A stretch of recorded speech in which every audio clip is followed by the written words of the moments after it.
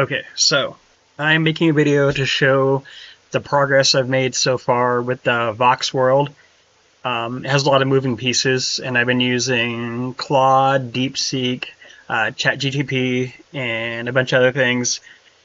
Kind of learning Python and Ursina, kind of not. But anyways, this is some of the stuff I've been working with here. First program I made is a particle emitter, so you can see what things look like. It has a bunch of sliders like the spread, gravity, how many particles, emission rate, lifetime, light, and all that stuff. And this was made using a GTP 3.5. But yeah, it just pretty much covers like what they look like. Like you can make them go faster, or the size of them, what shape they are. And I made a, whoops, let me slow this down a little bit.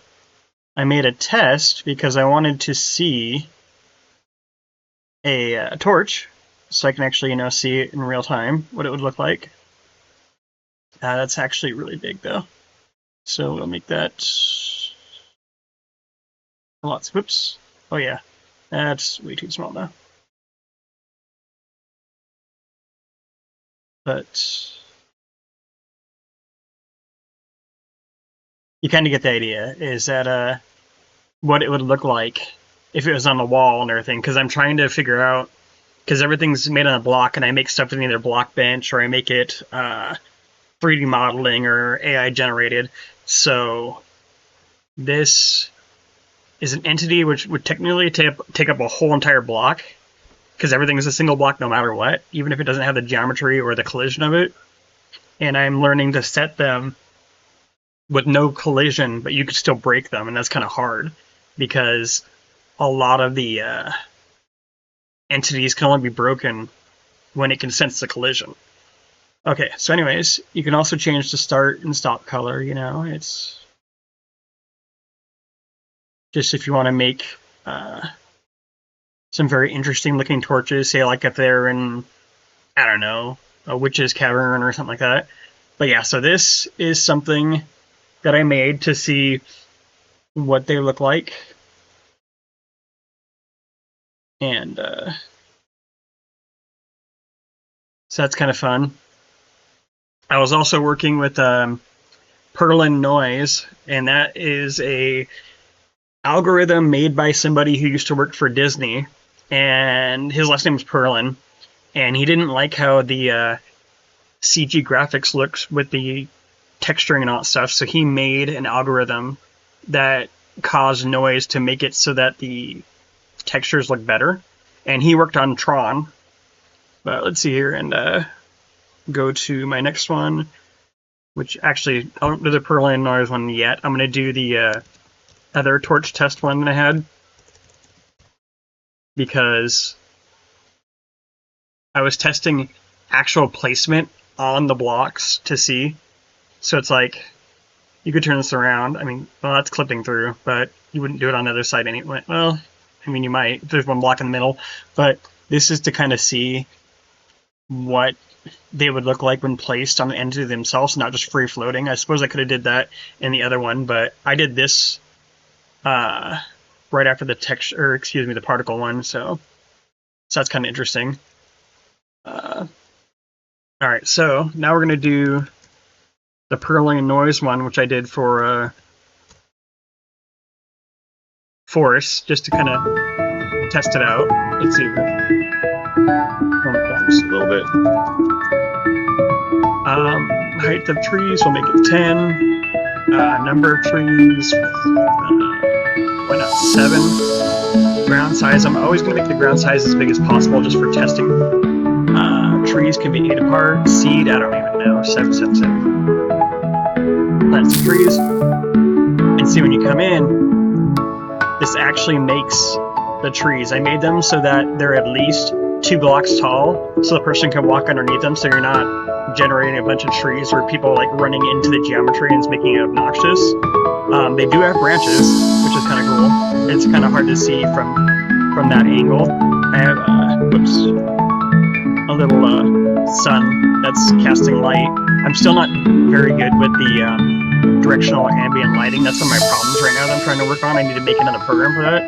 But see, when you come up here with these, you can actually break the blocks in this simulator just to see, well, you know, I'm not really helping much. But you can actually see the branches inside. But, you know, oh, there you go. There's one right here.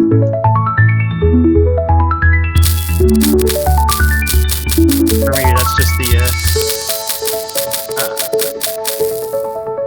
I don't know. Maybe it's either the branches or something, but, so yeah, that's how that works. And I was testing Perlin noise with that, which is kind of fun. What else? Oh yeah, okay, so I'm working on noise for generating the world. I haven't given it very many instructions. Like I was telling it, you know, simple things like only grass blocks can go on top, and water needs to be surrounded by other blocks. It can't just be free floating in the air. And I wanted it to have natural caverns, but I didn't want it to have like gorges in the bottom and all sorts of weird things. It still needs a lot of work, but I'm going to go ahead and show you what it looks like. Keep in mind, my swimming physics are not working, so if I fall into deep water, I can't really swim up to the top. I have to fix that. But we're going to go ahead and just generate a regular sized world and see how funky it looks. It's pretty crazy looking. You get caught in the geometry a lot, but I mean, it's still fun. It's a cool idea. Waiting. Oh, here we go. Oh boy, I am really stuck. Or maybe not. Oh yeah, I'm definitely in the geometry. But if I can get out, that'd be cool. Okay, there we go. See, so I got the trees kind of going together. I guess this is technically a cavern because it has stone. I said it could have stone underneath any of the dirt blocks. That's dirt and stone kind of look the same. Yeah, I can move my free camera. I keep forgetting that I can look around with my free camera instead of having to actually, let's see here. So yeah, that right there is kind of cool looking. It's like a little cavern. It still does a lot of water around the edges of the map. Oh, that's kind of cool.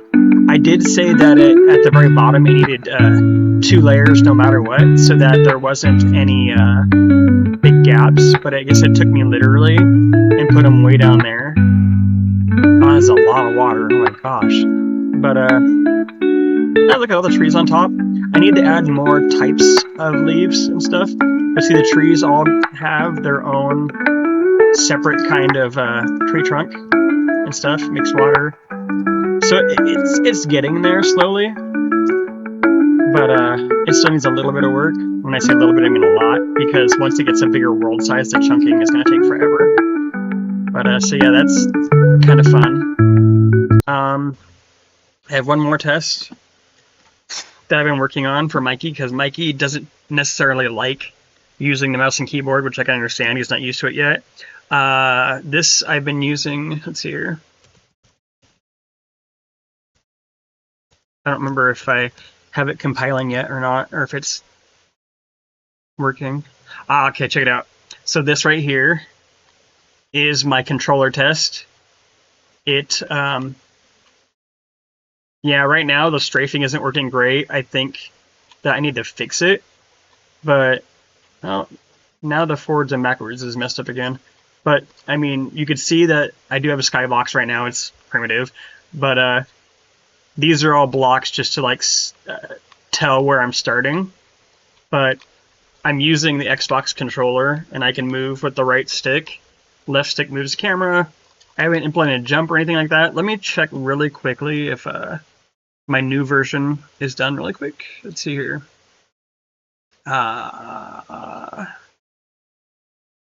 And let's see here. Doesn't have very much code, honestly. I think I might actually be using the same code. Yeah, I think this is the most recent code that I have. So I need to tweak it some more.